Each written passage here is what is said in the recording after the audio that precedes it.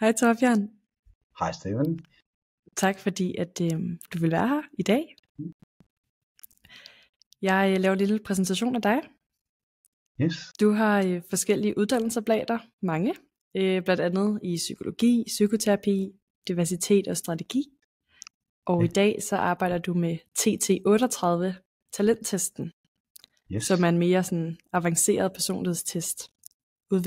Udviklet på baggrund af Gallups og Buckinghams styrketest. Var det så, man sagde det? Ja. Jeg tænker, om du vil fortælle lidt om den her talenttest, du har været med til at udvikle. Ja, men sådan, man kan sige, tilbage i 90'erne, der lavede jeg mange tusind ansættelser. Og det vil sige, at jeg brugte stort set alle tester, der var til rådighed dengang. Og meget tit, så sådan, når man havde ansat folk, og så kiggede på deres personlighedstest 1 eller 2 år senere, så sad man bare og tænkte, hvad? Sådan er han slet ikke, eller sådan er hun slet ikke. Og det begyndte sådan mere og mere at irritere mig. Og så endte jeg faktisk sådan lidt med at opgive test. Jeg prøvede alt muligt af, både meget avanceret og meget sjove og meget hyggelige test. Men så endte jeg sådan over i at køre, strukturerede interviews i stedet for, og sådan lidt at fagligt teste folk, men gav faktisk en lille smule op på testene. Og så løb jeg ind i USA, der løber jeg så ind i de her Gallup-folk, der laver nogle, kigger på nogle nye træk, som de har fra neurologien.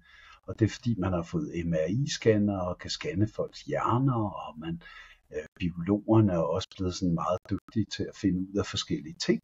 Og så siger de, at vi er faktisk ved at finde nogle nye træk, som er arbejdsrelevante. Og det har altid været problemet ved personlighedstest.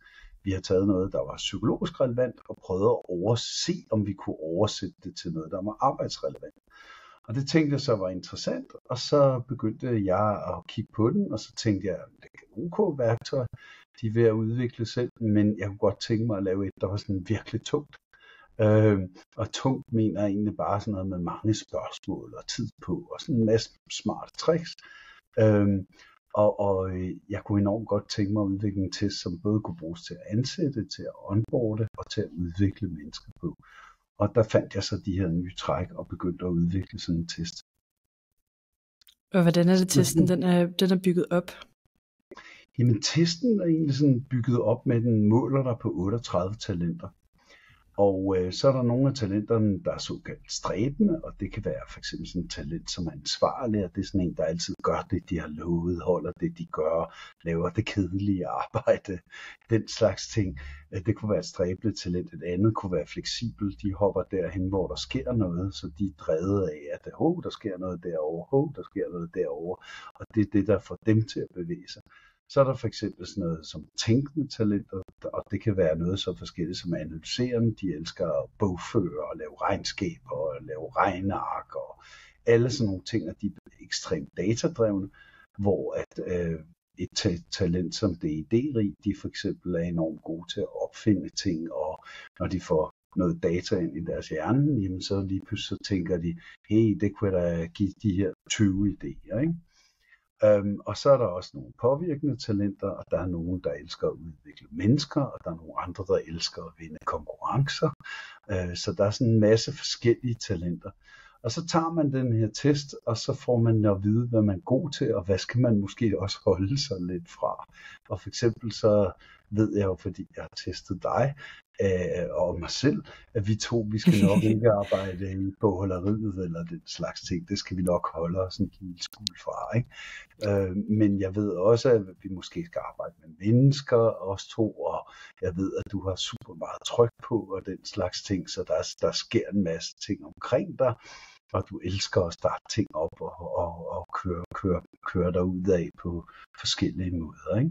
Så det er det, testen prøver at give et billede af, hvordan virker Stephanies hjerne, hvordan virker Torbjørns hjerne. Ja. Giver det mening? Ja, det gør det. Ja, det var mere sådan i forhold til strukturen. Altså, man tager der er sådan noget 220 spørgsmål, ja, som der er tager sådan... Eller i virkeligheden er der 440 spørgsmål. Og de bliver så sat op i par 2, og så skal man hele tiden vælge mellem dem. Og så sidder du hele tiden og bliver spurgt, om du er den ene side eller den anden side. Og på det punkt minder de meget om de klassiske personlighedstest. Men så til sidst, så finder den altså ud af, hvad for nogle træk er typisk for din hjerne. Og så den her, den er sådan bygget op, så den har meget høj validitet, fordi der er mange spørgsmål, og den bliver stillet under tidspres og sådan noget af den stil. Så det er svært at sætte sig ned og få god tid til at snyde, eller sådan noget. Og det vil sige, at du får et ret ærligt billede af dig selv, på godt og ondt. Altså du får både at vide, hvad du er skide god til, og så får du også lidt at vide, det der skal du nok ikke regne med, at du bliver verdensmester til. Ikke? Jo, men det var også det, jeg synes, der var lidt fedt ved testen, at der var jo sådan, tidspres, så når man sad og begyndte at overveje, hvordan er jeg egentlig, så går man jo lidt med intuition, eller ens første sådan, det man først antager, man nok mest er, fordi man ikke kan nå at tænke for meget over det. Yes, og det er et generelt problem ved personlighedstest, er, hvis du har for god tid. For eksempel den her test, den tager sådan omkring 20-25 minutter. Og det gør de fleste personlighedstester også. Men hvis du har for god tid, og du for eksempel kun får 50 spørgsmål, så bruger du stadigvæk 15-20 minutter på at tage den. Men du ender med at sidde og tænke, hvad vil de have, jeg svarer, og hvad skal jeg svare for, at det ser godt ud til det her job. Præcis. Og så ender du pludselig med at få et job, du bare hader, ikke? Eller en karriere, du hader, ikke? Og så lige pludselig skal du lave hele dit liv om, når du har fyldt 45, ikke? Og har fundet ud af, at gud, de første 25 år af mit liv har jeg bare lavet det forkert. Og det er der faktisk ret mange, der gør. Der er cirka 40%, der nailer det. Og så er der cirka en hel del folk, som rammer lidt rigtigt, og så er der cirka 20%, der rammer helt skævt.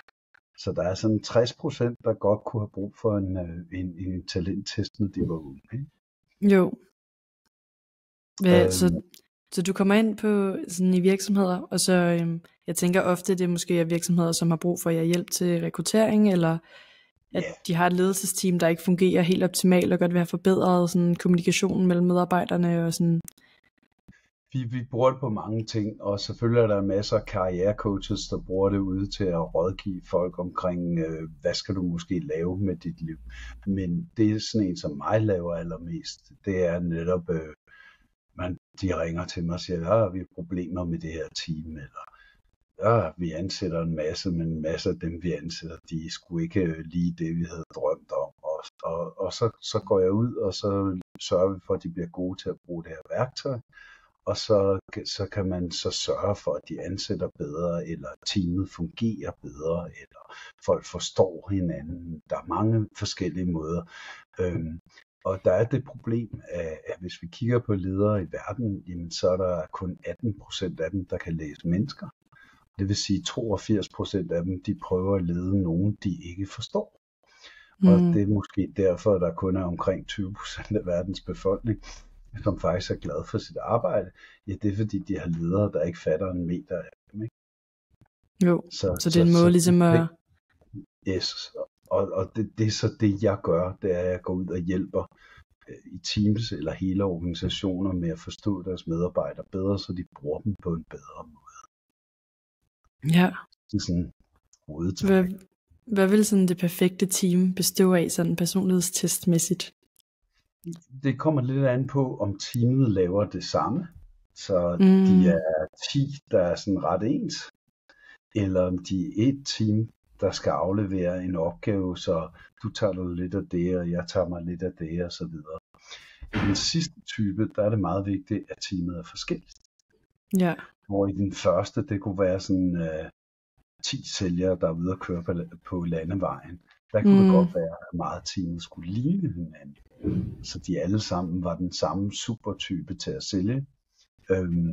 Så det er meget forskelligt det der, om teamet skal sætte sammen. For eksempel, hvis vi to nu skulle lave et firma, så ligner vi to lige lovligt lidt for meget hinanden. Vi er stadig vildt forskellige, men vi har nogle af de samme træk. Vi er lidt for travlt, og vi elsker mennesker, og den slags ting, og vi er begge to dårlige til at bogføre.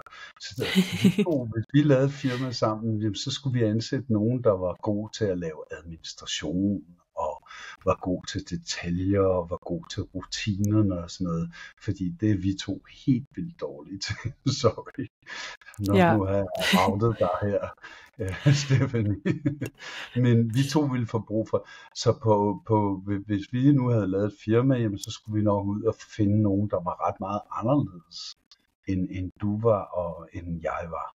Simpelthen for at få den diversitet ind i det, så hele teamet kunne performe og lave alle typer opgaver. Ikke? Så det er meget forskelligt, om det er det ene eller det andet, man kigger efter.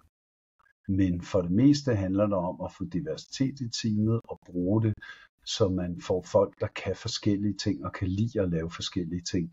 Fordi ellers så skal Stephanie og Torvald sidde og bogføre om aftenen, og det gider vi ikke. Ja, men når man så har taget den her test, altså så kigger man på de forskellige talenter, man har, så får man sådan en rangering, ikke? Altså det, der er de vigtigste. Altså lige når du tager testen, så får du et resultat, og det er også det, man kan få i at prøve testen, gratis, så får man sit top 9 resultater. Det er de 9 øverste talenter, og det vil sige, det er de 9 ting, du har lettest ved at lave arbejdsopgaver indenfor. Ja. Men så er der jo en kæmpe stor rapport bagved, som fortæller alt muligt om, hvordan er Stephanie i konflikter, og hvordan er hun i stress, og hvordan er hun i, hvad for nogle arbejdsroller, hvad hun synes er sjove, og den slags ting. Så man kan bruge hele testen til rekruttering, og man kan bruge den til onboarding, og man kan bruge den til at udvikle. Så man kan sige, det man får ud af testen, den fulde rapport er utrolig mange ting, men jeg tror også, bare det at forstå ens toptalenter, jamen det kan være en enorm fed ting at forstå det.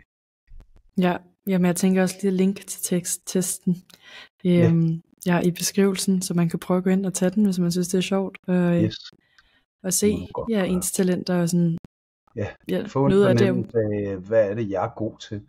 Og der får man altså sine øverste 9, og får sådan en idé om, jeg er god til det der, ikke? Og så findes der noget meget større rapport bagved, men det er måske også lidt overkill en gang imellem med undtagelse af, at man er en leder eller sådan et eller andet. Vi to skulle arbejde sammen i 2 år, så ville det måske være godt at kigge i den store rapport. Ikke? Jo. Hvordan kan en leder gøre bedre brug af sin egen test og sine medarbejdere eller kollegaers test? Jamen når 82% af ledere ikke kan læse medarbejdere, så lad os sige, at jeg var sådan en, og jeg var din nye chef, stakkels dig. Så ville jeg jo sætte dig til alle de ting, jeg hader at lave. Det sjove er, at du hader at lave de samme ting. Så du vil virkelig bare tænke, for ham tror jeg, en nederen chef, ikke? Når jeg så fik en talenttest på dig, så ville jeg opdage, okay, jeg skal måske hellere tage hende med på det, jeg laver, og så få nogle andre til at lave de ting, jeg ikke synes er så fede. Så det, der sker, er, at når for 82% af alle ledere, så det at få en talenttest, det er nærmest som opvågning for dem. Altså lige pludselig kan de se og forstå og motivere deres folk. Hvor at man kan så sige, hvad kan lederen selv bruge det til? Jamen det er også at forstå, hvordan udkommer du som menneske? Altså hvad er du for et menneske? Hvad er det for nogle styrker du har? Hvad er det, der vil være let for dig? Hvad er det, der er svært for dig? Og det at vide, hvad der er svært for dig, det kan også være vigtigt, fordi så kan du bygge det, man kalder et support team til dig. Så nu kan man så for eksempel finde ud af, at måske skulle jeg ikke have ansat dig, Stephanie, jeg skulle have ansat en eller anden kedelig bogholdertype. Så der er nogle muligheder for lederen for at simpelthen få en bedre arbejdsdag for hende selv, lederen, og der er også en bedre mulighed for at simpelthen sørge for, at ens medarbejdere bliver både gladere, men også egentlig mere effektive i det, de laver. Ikke? Så det er fordi, hvis jeg sætter dig til noget, du synes er sjovt, jamen så pisker du derudad. Sætter du dig til noget, du hader, Stephanie, så pisker du ikke derudad. Det er meget enkelt. Altså, det er, selvom det er rocket science, så er det alligevel ikke rocket science, vel? Det er sådan meget logisk, at det er sådan, ikke? Så det lederne kan få ud af det. Men så kan man sige, hvad kan medarbejderen så få ud af, at lederen ved det? Jamen, blive brugt lidt mindre forkert. Vi ved, at medarbejdere, der føler, at deres talent bliver brugt på arbejdet, de er 3 gange så tilbøjelige til at være glade for deres privatliv. Jeg har også deres parforhold holder længere. Deres børn er gladere, hvis man har fået børn og sådan noget, ikke? Vi ved også, at deres livstidsindkomst, altså hvad de tjener i løbet af et helt liv, også bliver cirka en halv gang højere. Så der er sindssygt mange grunde til for medarbejderne også at have en forståelse af deres talent, og sikre sig, at ens ledere forstår, hvem er jeg, og hvad skal du bruge mig til, hvad skal du måske holde mig lidt fra. Kan man få det perfekt, og så sidder jeg selv hver dag og arbejder 100% i min talent? Det gør jeg ikke.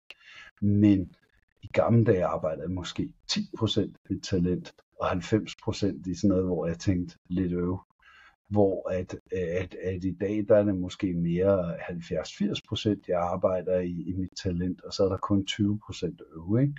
Og det giver altså en forskel på, hvordan man har det som menneske. Ja, altså det føler jeg meget, man selv kan mærke, når man har lavet opgaver, man ikke synes var særlig interessante i forhold til noget, man fandt meget interessant. Yes. Altså hvad gør man så, hvis man arbejder i forskellige teams? Altså hvis man både er, nu siger jeg lidt mellemleder for eksempel noget mere sådan IT-teknisk, developers-agtigt, men man er også måske lidt hen i noget kommercielt design-leder-agtigt. Ja. At man ligesom har en fod inde i begge 2 meget forskellige teams. Hvordan kan man ligesom tilpasse sig dem? Der er vi faktisk et ret godt eksempel, fordi hvis jeg nu arbejdede sammen med dig, så ville vi begge to målrette, så vi løber meget hurtigt, Stephanie. Vi er alt for travlt. Det er helt smiret, når du sidder og roser og sådan. Ja, så du ser det som ros, der kunne faktisk sidde nogen ude bag mikrofonerne, og så tænke, løber Stephanie så hurtigt? Nej, hvor er det irriterende. Det må måske være folk, der har målrettet lavt, ikke? Men så vil det sige, når jeg arbejder sammen med dig, så vil jeg bare køre fuld skrald på mine målretter, fordi jeg vidste, at du kunne tage det. Altså, at du kunne være med og følge med på det.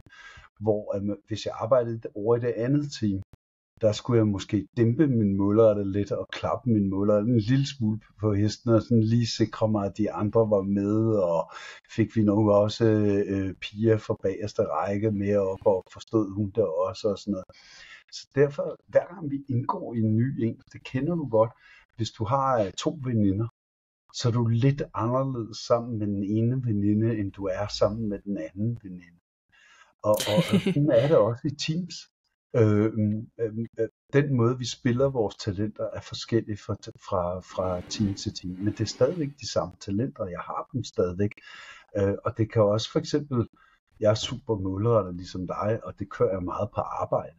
Men det betyder også, at nogle gange, når jeg kommer hjem, så har jeg altså lyst til at slappe lidt af, fordi jeg har løbet med 12.000 km i timen hele dagen. Så det kan godt være sådan, at jeg lige sådan kører en lille smule ned på målrettet, når jeg kommer hjem. Men så kan det være, at min indlevende går op over for mine børn, og jeg sådan bruger mere tid på at læse mine børn, eller snakke med mine børn, eller et eller andet i den stil. Så derfor så kan man sige, at vi er jo ikke hele tiden alle vores talenter. Vi er sådan lidt mere, så siver man lidt frem og tilbage med de forskellige talenter, ikke? Jo. Der er mange måder at være dig på, hvis man kan bruge det udtryk. Men du vil stadigvæk have dine talenter, men du kan ændre dig lidt alt efter, hvad for nogle fugle du synger med. Ja, det var meget sjovt det der med, at du sagde, læse mine børn. Ja. Første gang jeg mødte dig, var du faktisk på mit arbejde, fordi du var ude og lave talenttesten på mit arbejde, og der stod du jo lige og læste sådan mig selv og mine 2 kollegaer, hvor du sådan blandt andet kom med sådan, jeg kan se på din hage, at du har lidt mere østrogen eller testosteron i kroppen, på den måde den er formet på, det gør, at du kan virke mere dominerende eller sådan fremtrædende, og, sådan, og det var jo meget sandt om den person, du også sagde det om. Så sådan, hvad nogle små... er faktisk vores talenter er så kraftige, så de udkommer i vores ansigtsudtryk. Ja. Så du kan godt kigge på mennesker, og hvis du har individorienteret, som jeg har, det er et talent, jeg stabler billeder af mennesker. Så når jeg kigger på mennesker, så har jeg ikke bare et billede af dig. Jeg har lagt mærke til, at hun gør sådan der med sine læber, og sådan gør hun med sin næse, når jeg stiller de der spørgsmål. Og, sådan noget. Ja. Og så lægger jeg bare alle de der billeder sammen, og så kan jeg lige pludselig beskrive dig bedre. Og det er der cirka 18% af verdens befolkning, der kan. De 82%, de er sådan helt, jeg ser ingenting, jeg ser bare et Steffen, så er der et billede, og så, du er endimensionel eller todimensionel på en eller anden måde, hvor jeg gør dig til 18-dimensionel med det samme, ikke? Og det vil sige, at sådan nogen som mig, vi har nemme ved at læse mennesker. Og det vil sige, at jeg læser ikke bare rapporten, jeg læser også, prøver at læse mellem linjerne på dig og sige, okay, hvordan udkommer Stephanie så med de talenter, hun har, ikke? Jo. Hvad er nogle ting, man kan læse sådan i, altså på ansigtet eller på ansigtet? Jamen for eksempel, du sagde det selv, det med den spidse hage er faktisk et udtryk for, at man har mere testosteron. Forholdsvis mange af dem, der scorer højt på konkurrerende, også målrettet, og nogle af de lidt mere aggressive talenter, de har en lille smule mere tilbøjelighed til at køre hagen fremad. Ja. Så er der også noget med, hvor hurtigt taler de, så lægger jeg mærke til det. Og så er der noget med, hvad betyder det for eksempel, hvis man snakker meget hurtigt eller langsomt? For eksempel taler vi to forholdsvis hurtigt.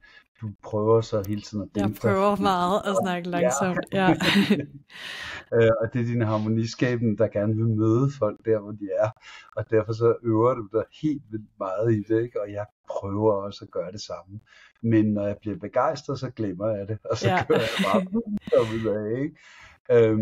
Og det er sådan en ret stærk indikator. Målrettet, de taler hurtigere end andre gør. Og så også, talenter som anerkendelsessøgende og kommunikerende, taler mere, har flere ord, mere rige farver i de ord, de bruger og sådan noget. Så der er sådan en masse ting, man kan godt blive ret god, når man først kender talenterne godt, kan man godt blive god til at koldlæse folk. Fordi jeg har mødt 10.000 mennesker, hvor jeg har siddet med deres rapport foran mig, og så begynder man jo at lægge mærke til træk. For eksempel, jeg kan kigge nærmest ind i et rum, og så kan jeg se, hvem er strategisk, og jeg kan regne ud, hvem der er værdifaste, bare ved at trykke med hånden og sådan noget af den stil. Det er jo fordi, jeg har mødt 500 værdifaste og trykket i hånden. Ikke? Så hvis man er meget værdifast, så har man et fast håndtryk? Eller hvad? Man har en bestemthed. Man har sådan en lille, man har en lille, jeg mener det. Der er sådan en lille, så der er nogle ting der, hvor man sådan genkender det. Og så kunne du for eksempel maske det, fordi hvis du havde værdifast, så ville det være lidt sværere for mig at regne ud, fordi du samtidig er harmoniskabende, og det vil sige, at du vil også prøve at tænke over, skal jeg trykke Torbjørn for hårdt i hånden. Ja. Så jeg kan lure lidt, der kan du forvirre mig lidt. Ja. Og så er det måske lidt tid, før jeg finder ud af, måske er hun værdifast med harmoniskab. Så der er sådan nogle ting, hvor man kan regne folk ud. Hele problemet der er, hvor stor er præcisionen. Fordi man kan også lære en masse ting af at læse andre test. Og det er det, jeg godt kan lide ved talenttesten. Det er, at præcisionen er høj. Altså, vi har sindssygt mange, der kan genkende sig selv i billedet. Og vi har sindssygt mange, hvor at hvis du så havde en chef, og jeg forklarede, hvordan det var, så ville din chef kigge på mig og sige, nej, hvor ved du det om Stephanie? Har du mødt hende før? Eller sådan noget. Og det havde jeg så ikke, men testen giver mange sådan hints til, hvem er Stephanie som person. Ja. Så vil jeg stadigvæk sige, mennesker er jo mere komplekse end en test. Så selv jeg skal jo lære noget nyt om dig og se, hvordan du spiller dig selv. Ja, men jeg tænker nemlig også, at en af de sådan, komplikationer, eller sådan, der kunne være med testen, det var netop det der med, at hvilket humør har man taget den i, ikke? Har det været en regnværsdag, og man er lige faldet på vej hjem fra arbejdet, og det hele, det kører sgu ikke rigtigt, eller har man taget den netop lige, når man har mødt sit livs kærlighed, og man har fået lønforhøjelse, og det hele bare spiller, ikke? Men meget, meget sjovt, det påvirker nogle ganske få af talenter. Ja, okay. For eksempel så påvirker det, der er talent, der hedder selvsikker, som hviler meget godt. Ja. Og hvis du har haft en møgdag, så falder din selvsikker en lille smule. Hvis du har haft en god dag, så stiger din selvsikker. Og også din optimisme kan også blive påvirket. Og så er der et talent, der hedder starten, der også kan blive påvirket. Men ellers så, efter man er fyldt 30 cirka, så sker der ikke særlig meget bevægelse i ens talenter, med undtagelse af, at du har en virkelig møgdag, eller en virkelig god dag. Hvor der kan man sige, i andre tests, de er jo øjebliksbilleder. Så de er enormt gode til at sige, her er du lige nu. Denne her tests force er måske, at den er god til at sige, sådan er du som menneske i verden. Altså den er lidt skarpere til at sige, det her det er det lange billede af Stephanie, ikke bare det korte billede. Så hvis man tager dig, så vil man stadigvæk sige, er der nogle ting, der kan ændre sig? Der er så for eksempel noget indikation på, at du kan selv vælge, hvor lærende du vil være. Altså du kan holde op med at være nysgerrig, så kan den falde sig. Og det ser også ud som, at du kan køre din kreativitet og din evne til at koordinere ting højere op endnu. Men når du fylder 35, så sker der ikke mange flere bevægelser deri. Så bliver du ved med at være den Stephanie, der var som 35 år. Og så siger du, gud hvor kedeligt, så udvikler jeg mig forkert. Fordi man kan sige, at vi bygger guitaren ind til vi er cirka 30-35 år. Specielt mændene er langsomt, det er jeg ked af at sige til de kære mandlige lytter. Men kvinder kan være færdige med at bygge deres hjerne, når de er 25, hvor er rigtig mange drenge, vi er først færdige, når vi er 35. Derefter så sker der ikke særlig meget, udover selvsikker og optimistisk svinger lidt i løbet af livet, og de er lidt mere situationsbestemte, hvis man kan sige det sådan. Ja, så det du også siger, det er at faktisk, at mange af vores talenter også er måske lidt skabt af vores omstændigheder, altså sådan, hvad har vi blevet? Det er jo en underlig blanding, fordi hvis du spørger en genetiker, så siger han, nej, 68% af din hjerne, det er medfødt. Ja, og så står der en anden og siger, men 40% af din hjerne er efter, hvordan du har oplevet det. Og begge to har ret. Problemet er jo, at den ene påvirker den anden. Fordi det, der er oplevet og påvirket, er det, der er medfødt. Og det, der er oplevet, det påvirker det, der er medfødt i en eller anden retning. Så det er egentlig sådan en lidt gør og gokke diskussion. Altså det er sådan lidt en lidt dum diskussion, fordi ja, du bliver enormt påvirket af det liv, du lever. Men ja, du bliver også påvirket af de Lego-klodser, du får fra dine forældre og dine bedsteforældre. Men din far var en flyvemaskine i Lego-klodser, og du har valgt at bygge en zoologisk have i stedet for ud af dine Lego-klodser. Så ja, du har fået noget fra din far, men grundet det liv, du har levet, er du blevet en zoologisk have i stedet for i Lego-klodser.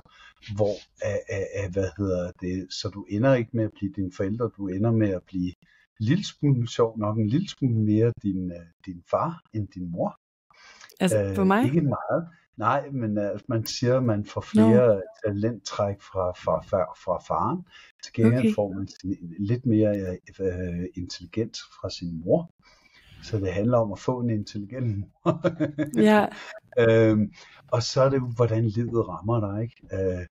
Havde jeg nu haft en familie, hvor alle var enormt sure og negative, jamen så var der en større chance for, at jeg var blevet lidt mere pessimist. Og det kan være, at min far havde rost mig enormt meget, når jeg lavede regnestykker, når jeg var ung. Så kunne det være, at jeg var blevet mere analyserende eller et eller andet i den stil. Ikke? Så det er sådan en underlig blanding af, ja, vi får noget med fra vores forældre i form af Lego-klodser, men hvordan de Lego-klodser ender med at stå, det har sgu mere at gøre med dine venner og din uddannelse og din første leder og hvem inspirerede dig og sådan noget i den stil. Så du ved, det er sådan en snak, hvor man elsker at sætte procenter på, men de to ting, de bliver fuldstændig knyttet sammen, ikke? Jo, hvad så når man er 35? Altså, så har man sværere ved, eller så vil vi sige, at din hjerne er færdigudviklet. Og det hjernen så gør, er, at den genproducerer sig selv hver 7. år. Og der kører den altså det print, du havde, da du var 35. Når den laver den der simpelthen bytter alle, jamen der kører den efter det der 35-årige billede. Og så er der er nogle ting, der bevæger sig, men det er sådan meget få ting. For eksempel bliver du bedre til at være strategisk med alder. Og det er nogle af de få ting, der sker. Og så kan det der optimistisk og selvsikkerhed, det kan køre lidt op og ned, alt efter hvordan du har det på dagen. Men generelt så sker der jo det lækre ved det, fordi som 35-årig, så har du bygget det her instrument, der hedder din hjerne. Men når du er 55, så er du pissegod til at spille på det. Så kender du din hjerne, så ved du, hvad du kan lide. Du ved, hvad du ikke har lyst til. Du ved, og så videre. Så meget tit, så får man den fordel, at man siger, de første 30 år, der udvikler vi vores hjerne og bygger instrumentet, og de næste 60, der bliver vi verdensmester til at bruge det. Hvis vi ellers gider at kigge på os selv. Ikke?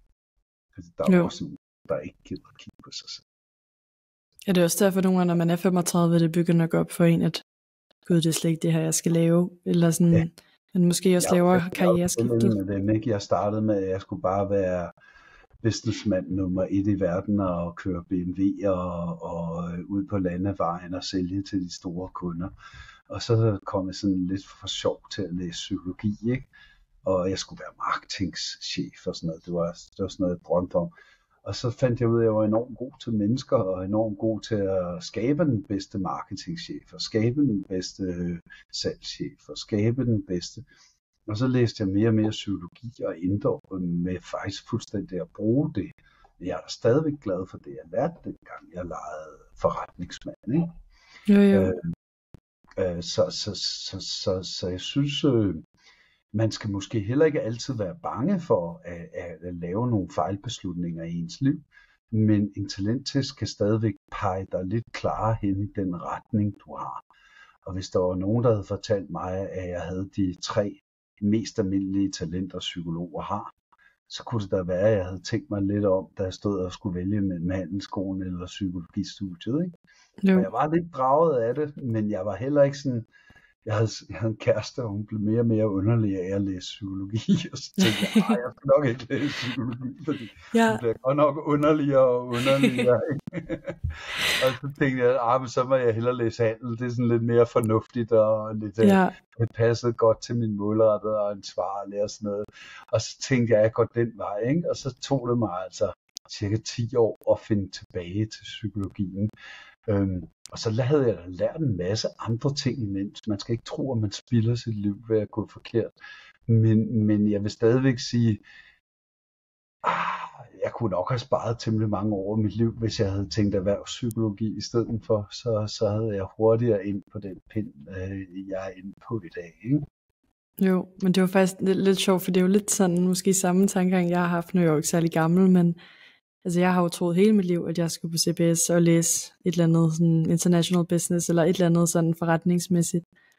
Og så da jeg skulle til, så havde jeg bare sådan en mavefornemmelse, det er bare ikke det, jeg skulle. Og så tænkte jeg skulle bare starte mit eget, og jeg skulle bare komme i gang med det samme, og der skulle ikke spildes noget tid. Og sådan.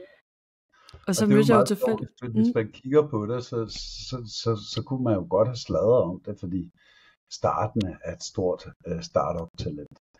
Målrettet er et stort startup-talent, værdifast er et stort startup-talent, ansvarlig er et stort startup-talent, optimistisk er et stort startup-talent. Jeg har godt sladret til dig og sagt, at du kan da godt læse nu, men du ender alligevel med at blive en startup. Jamen det skal jeg også, det ved jeg jo godt. Ja.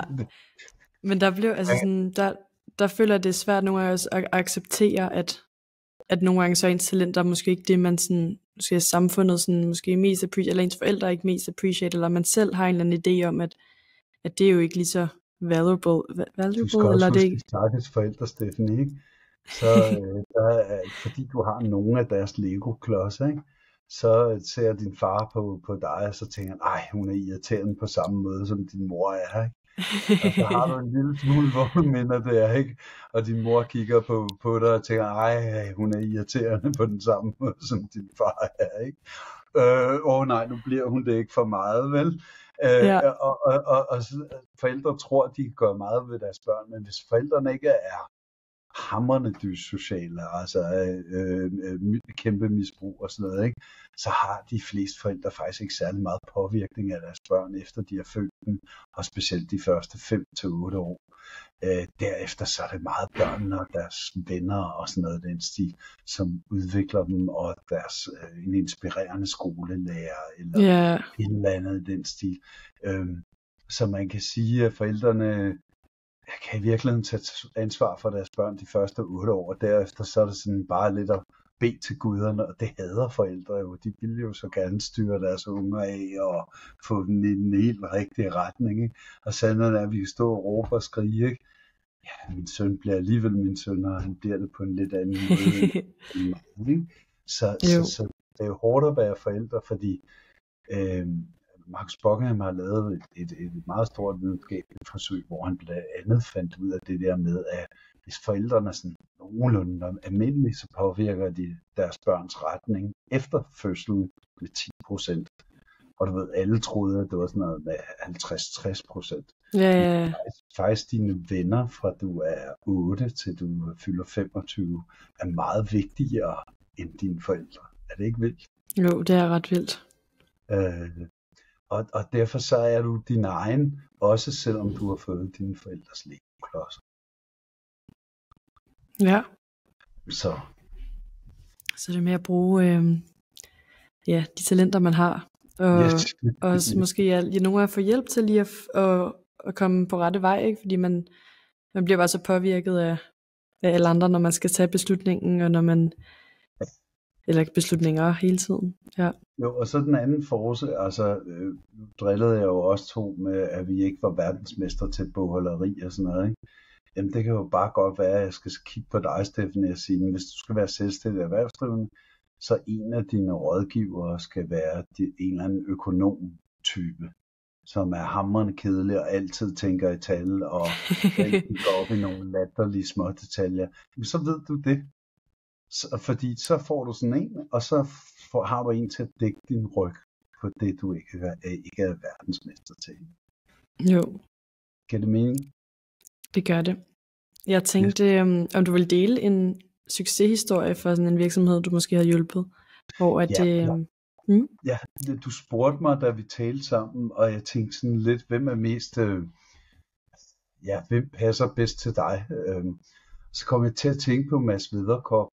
Jeg ved ikke, om du kender ham, men han er, jeg tror han er 27, og han har lavet 4 virksomheder, og han er bare solgt for kassen.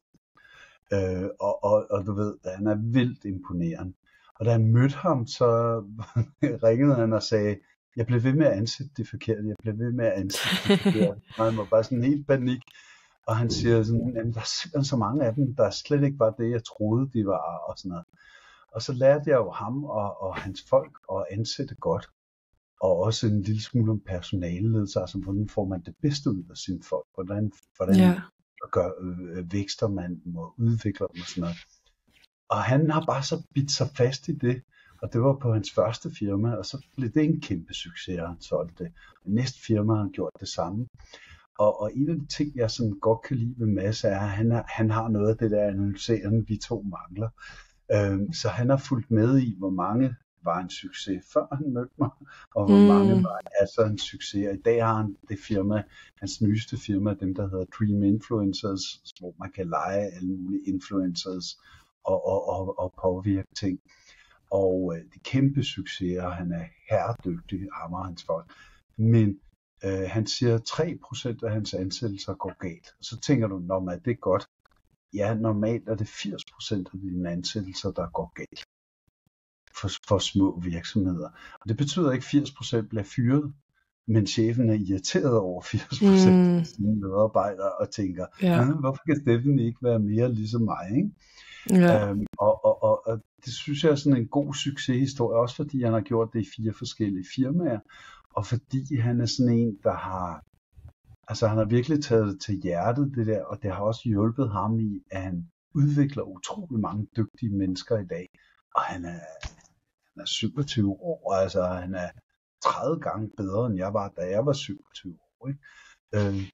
Bare ved at han lige kan læse folks talenter, og lige har lært en lille smule om personalet. Det var det, der skulle. Men det er også, jeg tænker, at selvom man nogle gange får ansat den forkerte, i hvert fald til lige det job, man måske havde regnet med, så kan personen måske muligvis godt være super god, eller til nogle andre ting i virksomheden, og så var det måske bare ikke lige den rolle, eller... Præcis. Og det er jo netop det. Tit, så kan du også, hvis du har folks talenter, så kan du lige pludselig sige, nå, nu har vi ansat hende, Stephanie, som bogholder. Der er bogholder.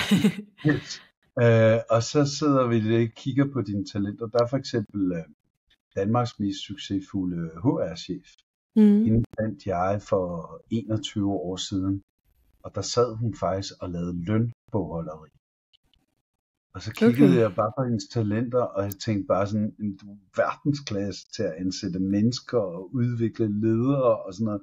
Hvorfor sidder du der? Ikke? Hun er cirka din alder, ikke? Og så kiggede hun bare på mig. Jeg tror også snart min chef fyrer mig. Og så gik jeg op til deres ejer, og så sagde jeg, hey, hallo, jeg har lige fundet den her pige Helle nede i dit bogholderi. Og hun ser da helt forkert ud, og så siger jeg, ja, vi fyrer hende også inden for en måned. Og så siger jeg, det må du for guds skyld ikke gøre, fordi du har bedt mig om at finde en HR-chef til dig. Det skal være hende. Ja. Og han troede jo, jeg var sindssyg. Ja. Og så lagde jeg talenterne frem, og så sad han sådan lidt og, ja, jeg kan jo godt se, det ligner den profil, vi har talt om. Og så siger jeg, hvis jeg nu træner hende lidt, kan du så ikke give hende en chance? Og han troede stadigvæk, at jeg var sindssyg, men han var gået fra, at han cirka sagde, hvad anden af dem, han ansatte op. Så han havde sådan også til at han næsten ikke havde nogen, han sagde op længere. Så jeg havde meget tillid fra ham. Og så begyndte hun at lave det her HR-arbejde, og hun var lige så god, som jeg havde forestillet. Selvfølgelig, hun vidste ikke meget om det, for hun var regnskabsuddannet.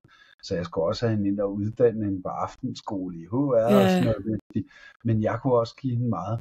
Og hun endte jo med at sidde for de allerstørste firmaer i verden, er hun HR-chef i dag. Ikke?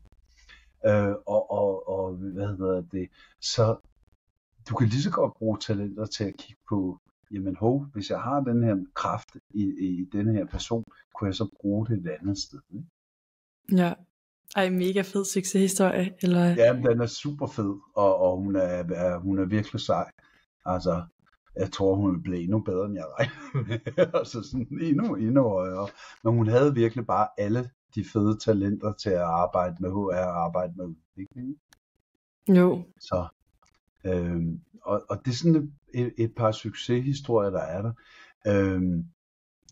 Så skal jeg sige, jeg ved ikke, om du har lyst til at høre om det. Hvorfor er det svært at ansætte? Det er fordi, Stephanie, når du går ind ad døren, så, eller sender et CV, så starter deres biases med det samme. Og folk drømmer om, at de var god til diversitet og sådan noget. Og det er de ikke. De er ret til det. Og det der så sker en ansættelse, så giver vi chefen et CV, og så kigger han på dig, Stephanie, så tænker hun ser sgu da meget pænt ud. Hende skal vi da ind til samtale. Han har endnu ikke kigget på, hvad du har lavet. Han har bare tænkt, hun ser sgu da nice ud. Og så inviterer han dig ind til samtale til bogholderiassistent, ikke?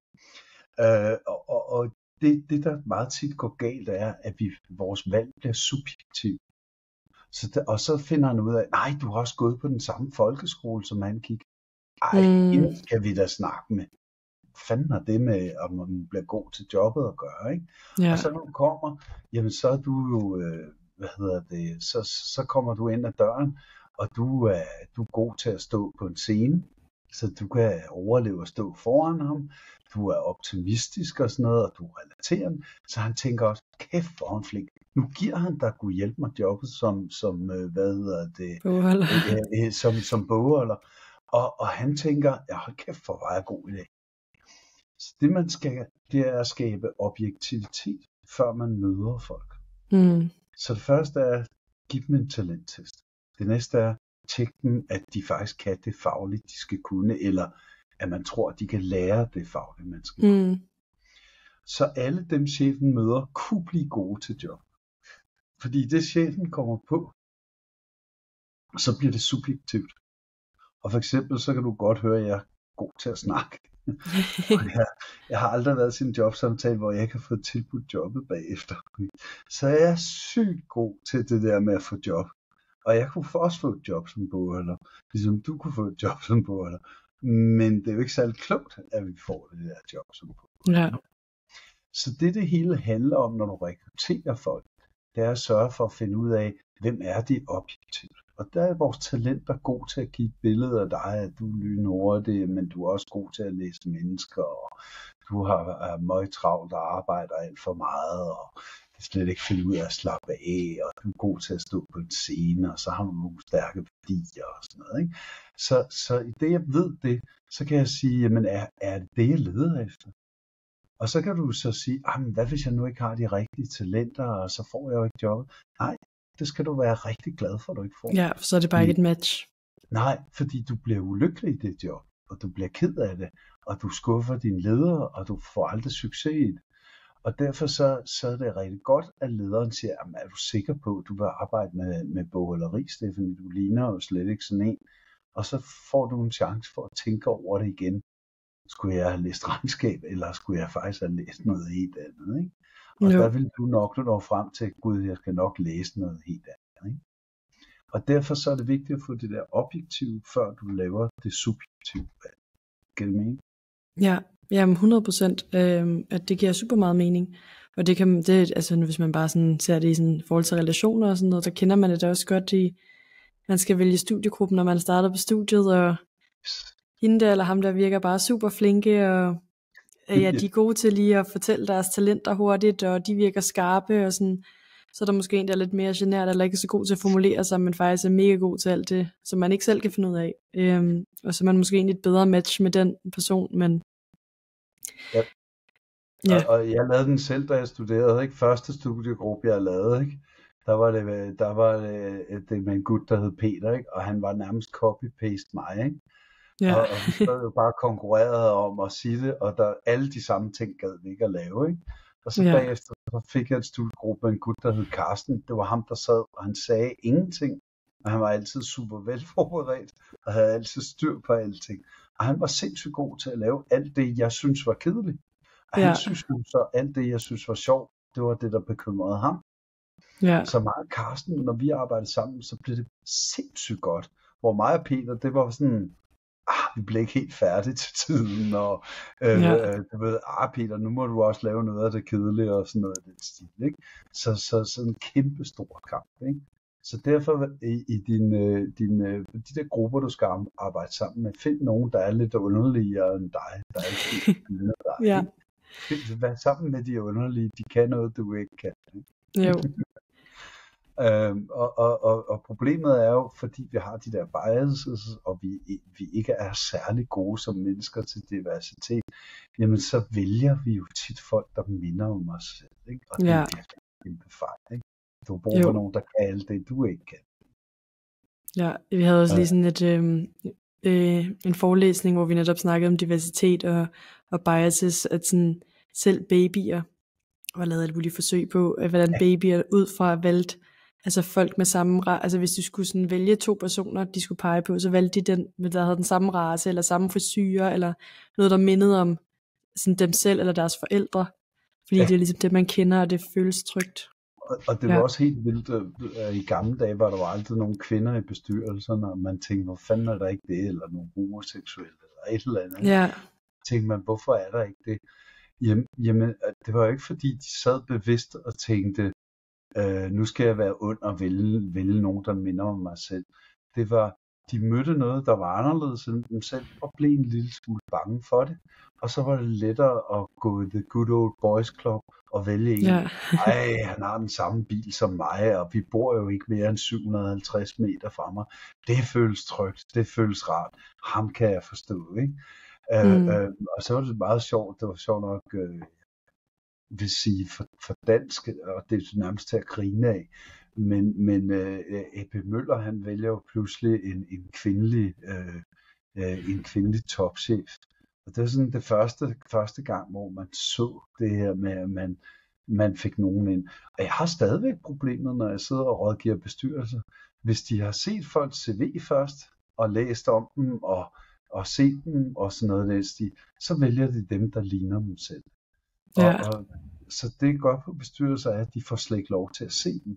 de får kun lov til at se deres talenter, og så ud fra dem, og så noget erfaring, hvor man sådan lidt prøver at gøre det meget neutralt, og så sige, hvem synes du egentlig er fedest her, ikke?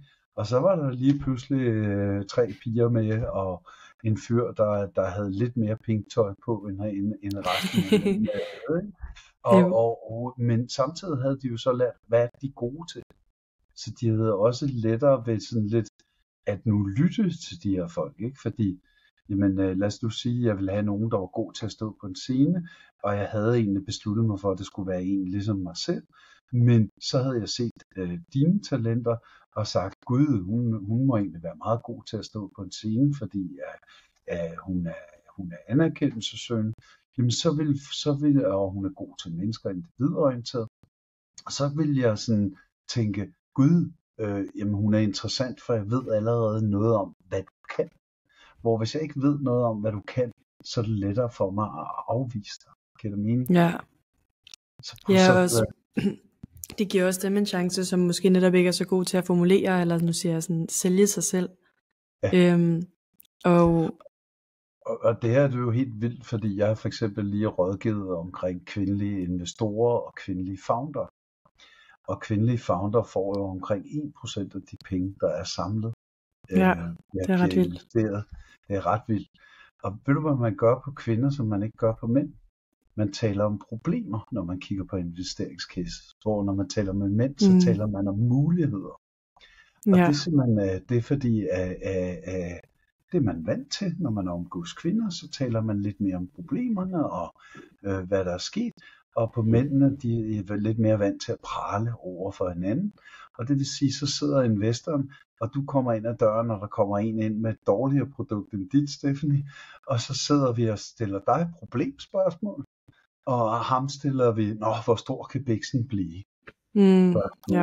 Og det er igen ikke, fordi folk er onde. Det er fordi, vi har biases. Og det er jo sådan noget, der har opbygget sig ude på savannen en eller anden gang for 250.000 år siden, hvor at vi skulle vurdere et nyt menneske, der kom ind meget hurtigt og finde ud af ven eller fjende. Og der har hjernen så lavet nogle lidt for primitive definitioner af mennesker. Og de kører stadigvæk i vores hoved 250.000 år efter. Ja. Desværre. Ja, det er ret vildt. Yes. Nå, men jeg tænkte på, om jeg lige må stille et sidste spørgsmål til sidst. Det kan du tro. Yes. Ja, jeg slutter af med alle mine podcast med et godt råd. Ja. Og det er sådan inden for det emne, vi snakker om. Jeg tænker måske, det kunne være et godt råd til at finde ud af, hvor man ligesom trives henne i et job. Altså, hvilken rolle, kan man bruge den her personlighedstest til at finde ud af, hvilken retning man skal gå? Ja, fordi sådan rådet, det lyder lidt konservativt, fordi det er sådan noget, vær tro mod dig selv. Lad være med at vælge et job, hvor din leder ikke forstår dig. Ja. Lad være med at vælge et job, som ikke er dig. Fordi hvis du vælger et job, der ikke er dig, så bliver du ulykkelig i det. Hvis du vælger en leder, der ikke forstår dig, jamen så bliver du alligevel ulykkelig i det, fordi så leder lederen dig forkert.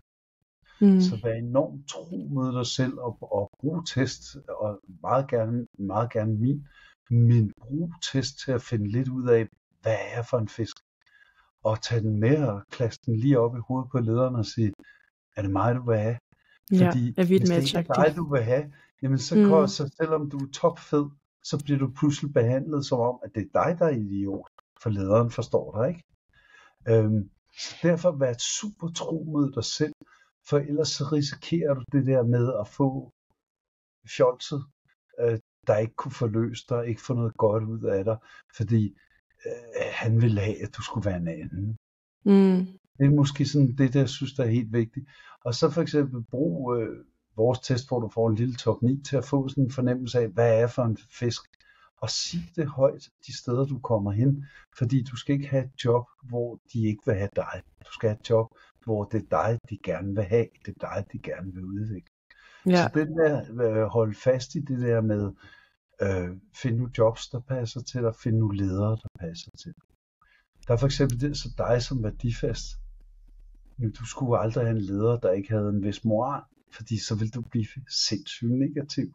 Ja. Og så vil, selvom lederen egentlig var ok på alle mulige måder, så vil du sådan hele tiden gå og sige, ja, men han kæmper lidt for de forkerte ting, og han har ikke den fede holdning til det der, og det der, og det der. Og hvis du fik det, så selvom han måske egentlig var en ok leder, så vil du gå og blive irriteret. Og en af jer vil gå, ikke? Og du kender det, jeg kan se det på dig. Der sker noget med, at du har sgu sikkert prøvet at have en leder, du ikke synes var særlig fed en eller anden gang. Eller arbejde sammen med nogen, der ikke var særlig fed, ikke? Og derfor så vær tro mod dig selv, fordi det er måden, du skaber et lykkeligt liv for dig selv, og også du får lov til at udvikle dig. Og når du ikke er tro mod dig selv, ender du i det der forfærdelige job. Altså, der er en grund til, at 82% af os kommer forbi psykiatrien i løbet af vores liv. Og det er fordi, at vi har løbet ind i det helt forkerte job og den helt forkerte chef. Ikke? Ja, det kan også være den helt forkerte kæreste, men altså, så der er også andre grunde end kun arbejde. Men prøv virkelig at være tro mod dig selv. Prøv at finde ud af, hvem er jeg? Og så søg benhårdt efter. Super godt råd at slutte af på. Yes, tak. Ja, tusind tak. Torbjørn. Det var en fornøjelse.